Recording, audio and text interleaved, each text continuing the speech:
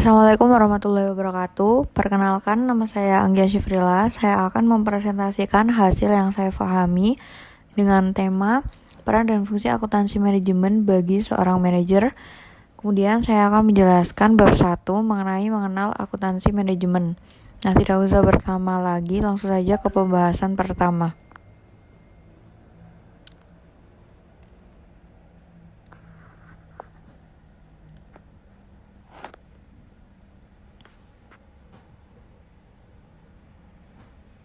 Yaitu tentang periodisasi sejarah perkembangan akuntansi, mulai dari sebelum double entry system sampai setelah double entry system. Kemudian pengertian akuntansi manajemen.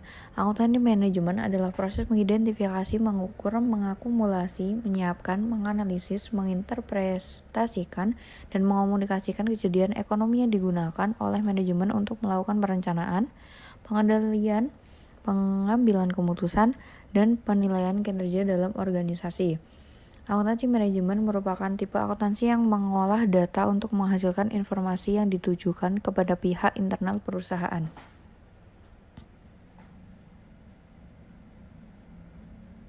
Kemudian ciri-ciri akuntansi manajemen, yaitu mulai dari pemakai utama informasi hingga bidang pengetahuan.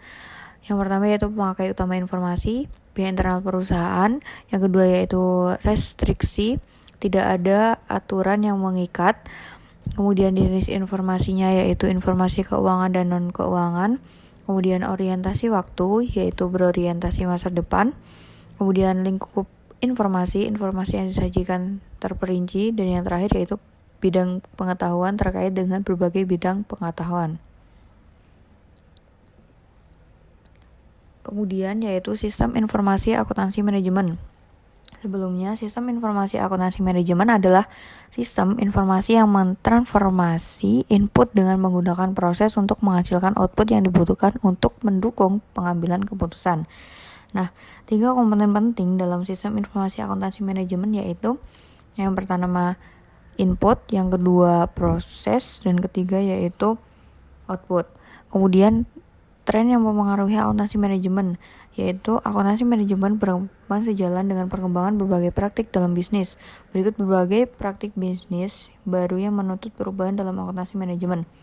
Yang pertama yaitu orientasi pelanggan, kedua yaitu perspektif lintas fungsi, ketiga yaitu kompetisi global, 4 yaitu manajemen kualitas total, 5 yaitu waktu sebagai elemen kompetitif, 6 yaitu kemajuan teknologi informasi, 7 kemajuan di lingkup pemanufakturan, 8 yaitu pertumbuhan dan deregulasi industri jasa, yang terakhir yaitu manajemen berbasis aktivitas.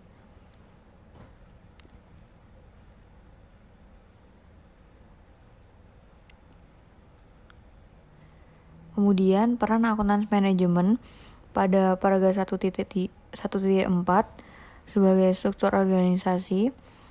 Akuntansi manajemen berada pada fungsi controller.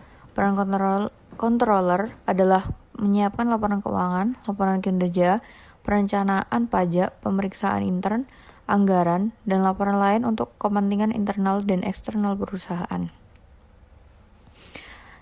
Kemudian yaitu kode etik akuntansi manajemen. Kode etik adalah pedoman berperilaku bagi seseorang dalam menjalankan profesinya. Ada 10 nilai inti yang menggambarkan prinsip moral dalam etika.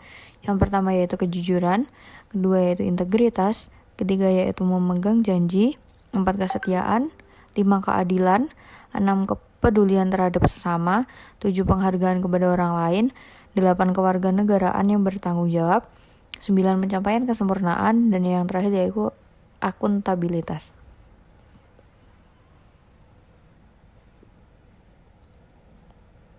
Kemudian standar etika akuntansi manajemen. Di Indonesia, IAMI ada standar etika yang menggambarkan perilaku etis akuntan manajemen. Berikut standar etika akuntan manajemen. Yang pertama yaitu kompetensi, 2 kerahasiaan, 3 integritas, 4 objektivitas, yang terakhir yaitu resolusi konflik etika.